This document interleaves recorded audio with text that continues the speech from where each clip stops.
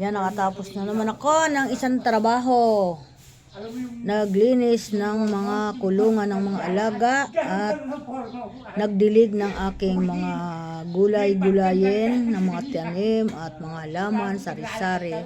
Naglinis ng kalsada, nagwalis, sinabuyan ko ng tubig, nisprehan ko para mawala yung mga amoy ng kalsada dahil marami pong mga tae ng aso na kailangan linisin. Ayoko yung lumalakad ako na mayroon ako naaapakan.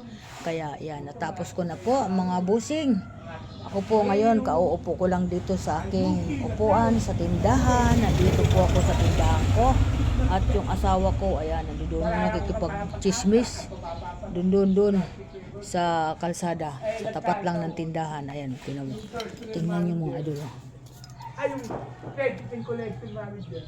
Katropa ng airport ko sa credit manager. Nakikipag-chismis ang aga-aga. Chismoso kasi yan. May pagka ano siya, chismoso. Kaya yan, nandun siya.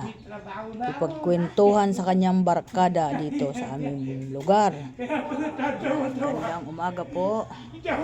Nakaupo din ako at maya-maya tatayo ako dito at magluluto naman ng tanghalian. Hindi ko pa po alam kung anong lulutuin ko. Ako po'y nag-iisip, tulog pa yung aking apo.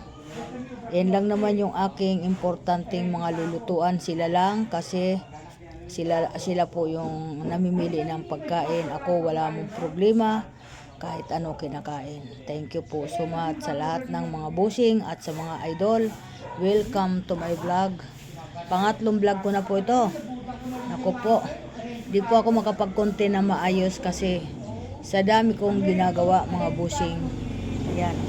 Hindi po ako napapahinga ng matagal. Lagi po tumatayo, laging may ginagawa. Yan, masahol pa po ako sa nagtatrabaho sa bahay na may sweldo. Yan, ano po ako mga busing, kaya pasensyahan po tayo na hindi po ninyo nakikita minsan yung aking post ng mga content kasi po busy po ako sa pag-aasikaso sa kanila. Ganun po talaga. Hindi naman po ako pwedeng tingnan ko lang sila dahil hindi naman marunong sa pagsindinga ng kalan, hindi sila marunong. Kaya ako po yung gumagawa ang lahat. Kaya minsan ang gamit ko naiiba ang kanyang pag kaya sa aking kalan naiiba yung pag-apoy kasi sa kakagamit ng iba na hindi siya na-align kung ano yung dapat doon. Kaya minsan pa ulit-ulit ko ginagawa, hindi pa rin nagkakaari, namamatayan pa rin ako ng apoy. Hindi ko alam kung anong lapat ang gagawin ko doon. Maraming salamat sa lahat. Sa lahat po, sa lahat ng nagtatrabaho na anak ko ay mag-ingat kayo. Sa lahat nga nagninegosyo, ingat din kayo sa lahat po ng mga anak ko. Pinanalangin ko na po kayo kanina umaga, pagising ko, hiningi ko na po sa Panginoon na ingatan kayo. Iyon po yung aking laging ginagawa dito sa bahay araw-araw. Thank you so much sa lahat ng mga busing. Thank you so much sa lahat ng mga follower ko. Maraming salamat sa mga viewer. Salamat po sa mga nagsusubscribe sa akin sa YouTube at sa mga nagpapalo. Marami pong salamat. Ako po yung nagpapasalamat sa inyo kasi nandiyan kayo na sumisuporta sa akin bilang Nanay Linda at Lola pa. Thank you so much. At magtatapos na po yung ating taon ha. Maraming salamat sa mga sumaksi sa ating taon na dumaan.